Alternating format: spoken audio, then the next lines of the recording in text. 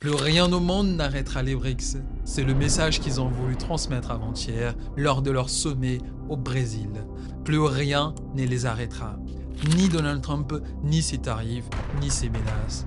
Tous les membres semblent déterminés à créer un nouveau monde. Et le président Lula da Silva va jusqu'à critiquer Donald Trump et qualifier cette façon trumpienne de menacer le monde entier sur Internet d'irresponsable.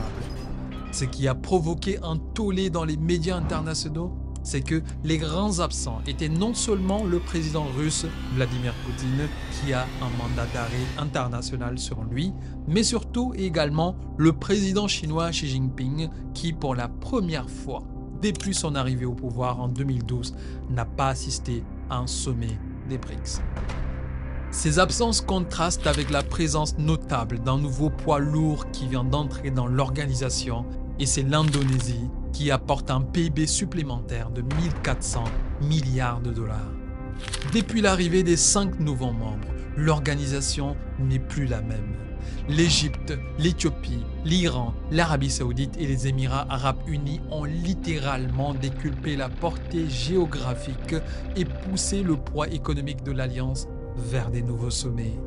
Outre l'Indonésie, 11 nouveaux pays ont été introduits en tant que pays partenaires des BRICS. Des pays comme la Bolivie, le Kazakhstan, Cuba, le Nigeria, la Thaïlande, le Vietnam, l'Ouganda, etc. La création de ce statut de pays partenaire permet aux BRICS d'élargir leur influence. Vladimir Poutine, un des membres fondateurs, ne cesse de rappeler la taille gigantesque de l'alliance qui pèse près de 40% du PIB du monde entier en termes de parité de pouvoir d'achat, soit près de 70 000 milliards de dollars. Il se vante d'avoir surpassé l'alliance des pays du G7, composée des États-Unis, du Japon, de l'Allemagne, de la France, du Royaume-Uni, du Canada, de l'Italie, mais également d'avoir atteint une croissance économique énorme de 4% pendant que le reste du monde croulait en dessous. Mais le plus spectaculaire est la taille de la population de cette alliance. Avec l'arrivée de l'Indonésie, qui est le 3e pays le plus peuplé au monde, et du Nigeria, le pays le plus peuplé en Afrique, comme partenaire stratégique, l'Alliance compte potentiellement près de 54% de la population mondiale. L'objectif, qui ne cache plus, est de fondamentalement modifier l'ordre mondial qui, pour eux, ne correspond plus à la réalité du XXIe siècle. La Chine, devenue le principal acteur économique du monde depuis quelque temps, veut concurrencer les États-Unis dans la gouvernance mondiale et plaide pour le droit à la prospérité de chaque nation. Le Premier ministre chinois, qui représentait le président Xi Jinping, a concrètement appelé au déploiement de ce qu'il qualifie de nouvelles forces productives de qualité, faisant référence aux robots automatisant les tâches, à l'électricité grâce aux panneaux, aux barrages et aux centrales, bref, à tous les moyens modernes, efficaces et productifs pour transformer le monde. Une preuve réelle de cet engagement chinois dans la modernité au sein de l'Alliance est la construction des nouvelles usines de fabrication de voitures électriques au Brésil. Le géant chinois des voitures électriques BYD a investi massivement au Brésil pour fabriquer des voitures électriques au Brésil. C'est sa première usine de fabrication en dehors de l'Asie. Un autre exemple de la coopération au sein des BRICS est le transfert de technologie entre la Chine et les Émirats Arabes Unis, qui ont signé des accords improbables dans les domaines de véhicules électriques, de l'énergie solaire et les métaux de transition, avec carrément des clauses de localisation. L'Engie, par exemple, une entreprise chinoise spécialisée dans l'énergie solaire, les panneaux et compagnie, a même créé toute une académie solaire pour développer des connaissances et des compétences locales aux Émirats, ce qui permet de transformer les métaux en produits finis, non pas en Chine, mais dans le royaume du Golfe. C'est un gain technologique incroyable pour ce pays. En plus de cela, un nouveau centre BRICS pour les compétences industrielles a également été lancé. Ces exemples illustrent bien la volonté de cette alliance à changer le monde.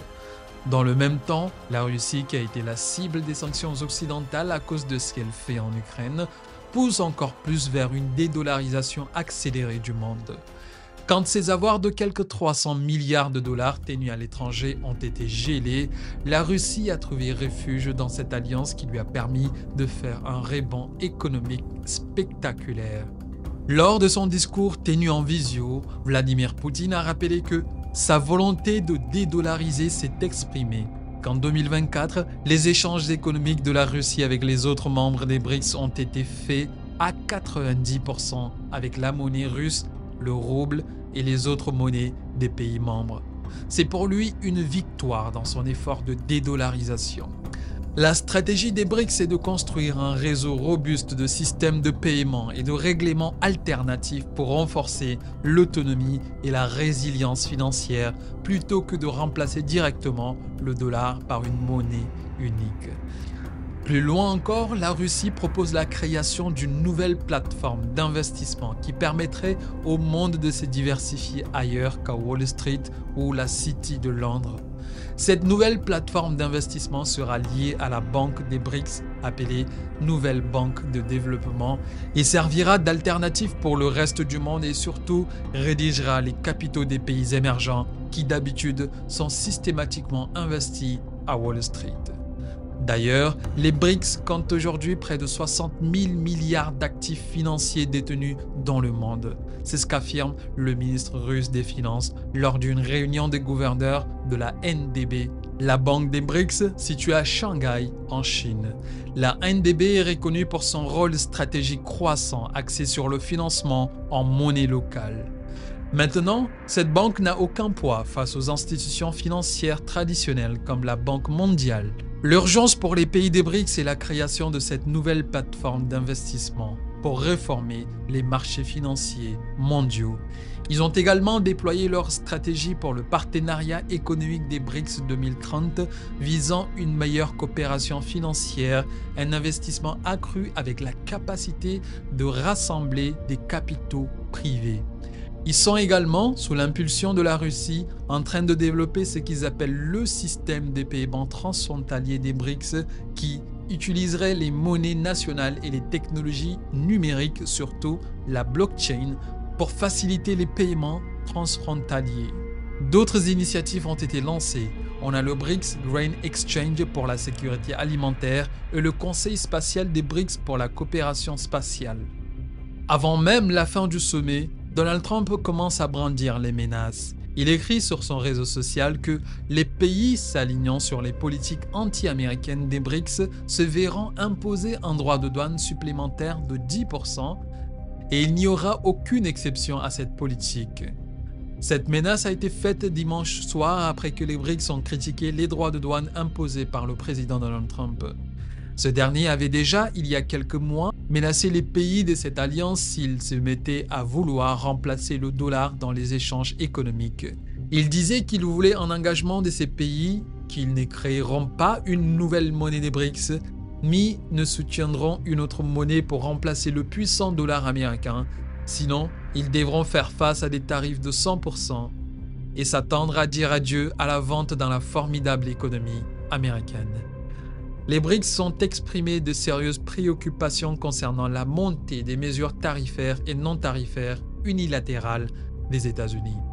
Le lendemain de sa menace de tarifs douaniers, le président brésilien qui a organisé le dernier sommet des BRICS a qualifié le comportement de Trump d'irresponsable. C'était, en quelques mots, ce qui s'est passé lors du dernier sommet des BRICS. À bientôt.